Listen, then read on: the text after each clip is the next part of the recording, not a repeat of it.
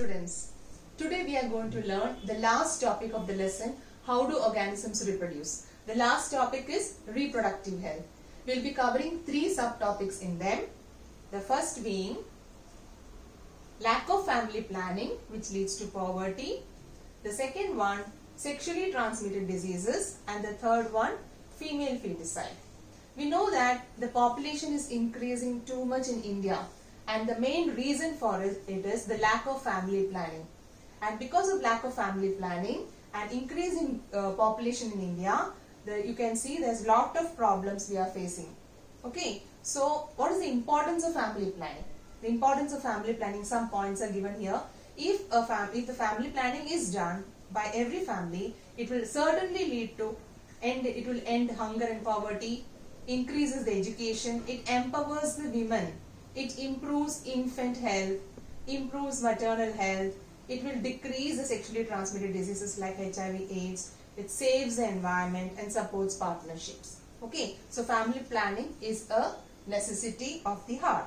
What are the methods of family planning, or what are the methods to avoid pregnancies? This is a topic you will have to learn in the exam point of view. So the main methods to avoid pregnancy, the first method is called as a barrier method. From the word you can understand barrier. What happens in barrier method? Barrier methods are used by the females as well as the males. So in females, diaphragm and cervical caps are used as barriers. It's inserted in the vagina, here you can see, so that if the sperm enters, it is not able to enter into the uterus, or it will not be able to fertilize the egg. Similarly, in case of males, the barrier method is the condom, which is used in the penis, so that the sperms will not enter into the female genital tract. Okay, so one important fact you should remember: barrier method prevents sexually transmitted diseases. One is it is helping in prevention of pregnancy, and the second is it is helping in the prevention of sexually transmitted diseases because of its use there is no direct contact of the sexual organs of the male and female. So the sexually transmitted diseases are prevented by use of barrier method. This is also one of the questions asked in the exam. Now, what's the second method to avoid pregnancy? It's called as a chemical method. From the word you can understand. What is a chemical method? It is the use of oral contraceptive pills. It is actually advised by the doctor, and it prevents. What does it do? They are chemicals or hormones that either kill the sperm or prevent ovulation. What happens when this chemical or when this oral pills are taken? It will actually go and suppress the pituitary gland, and it will not release LH hormone. So when LH hormone is not released, ovulation in the ovary will not take place. So when ovulation doesn't take place, no ova is there in the fallopian tube. Even if the sperms are entering, there is no fertilization which occurs. So these chemical methods are the chemicals or hormones. These will be having estrogen hormones. These are the hormones which either kill the sperm or prevent ovulation. Fine. Now coming to the third method, it's called IUCD. It's called intrauterine contraceptive devices. From the word you can understand, it is actually applied in the uterus. So this is a device which is inserted in the uterus. So it's called intrauterine. You can see the device here, a T-shaped structure. It's usually called as a copper T. It is inserted into the uterus. So it's called intrauterine contraceptive device.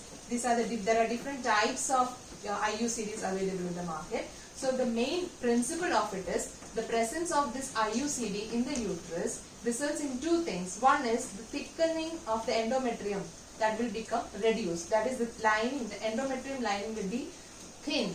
That is, it is not helping in the occurrence of pregnancy, even if the sperm goes and fertilizes it.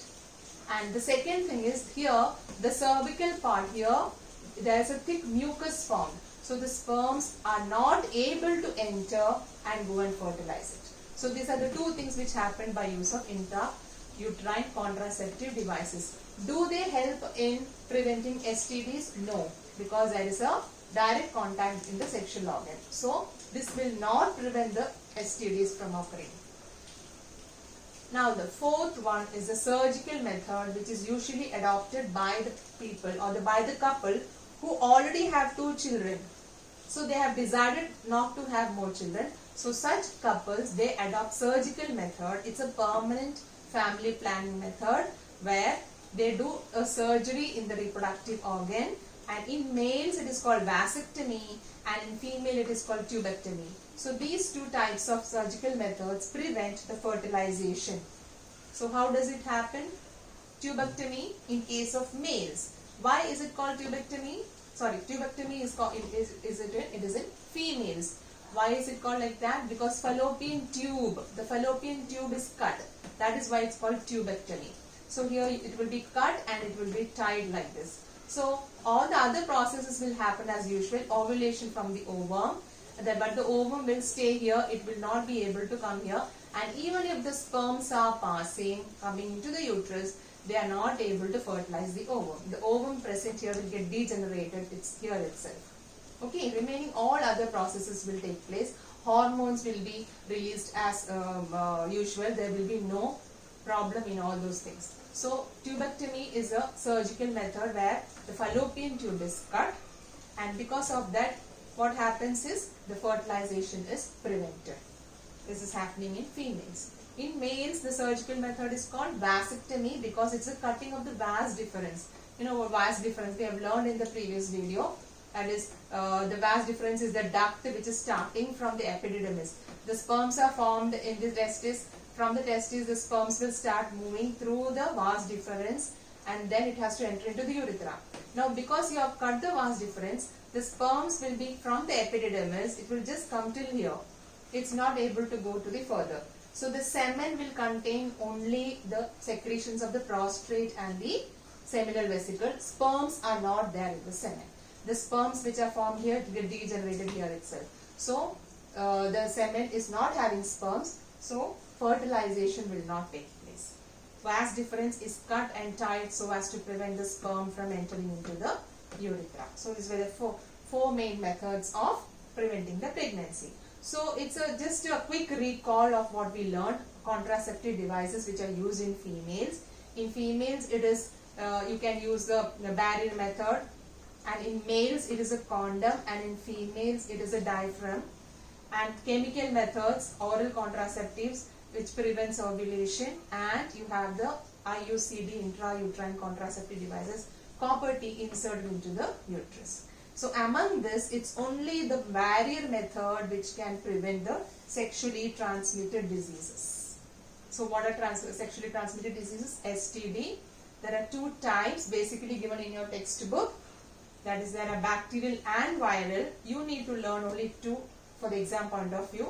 Bacterial STDs are syphilis and gonorrhea, and the viral STDs are called AIDS and BRADS. So AIDS we have already learned in 9th standard how it is getting transmitted.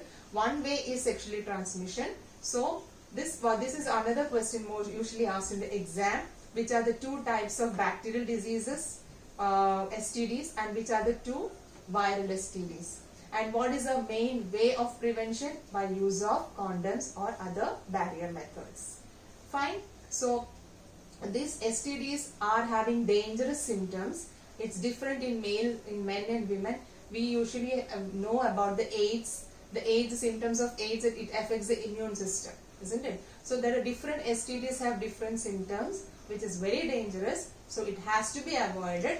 And why this is introduced in your textbook by CBSE is because the teenagers do not know all these things and they indulge into the sexual intercourse, leading to so many of them are suffering from sexually transmitted diseases. So this awareness is important for the teenagers, and so these topics are being introduced in your textbook.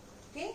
So how can you prevent the STDs? The main one is use of condom, and another thing is, please have your moral character. Do not indulge into all these activities before your proper age. Okay.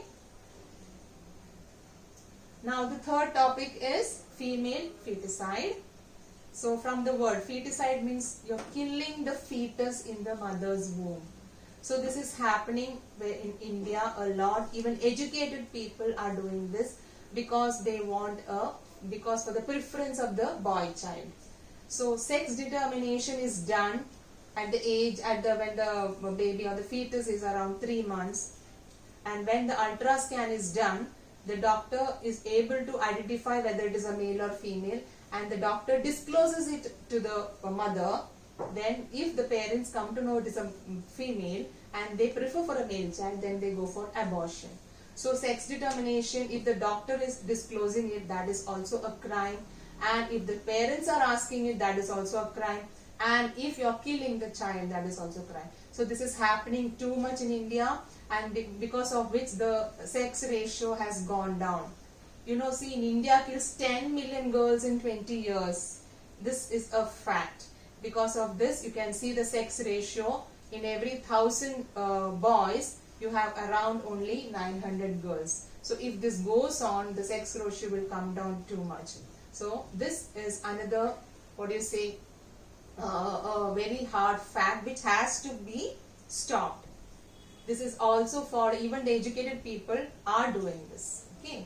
So here I want to end my video by showing a video on female feticide.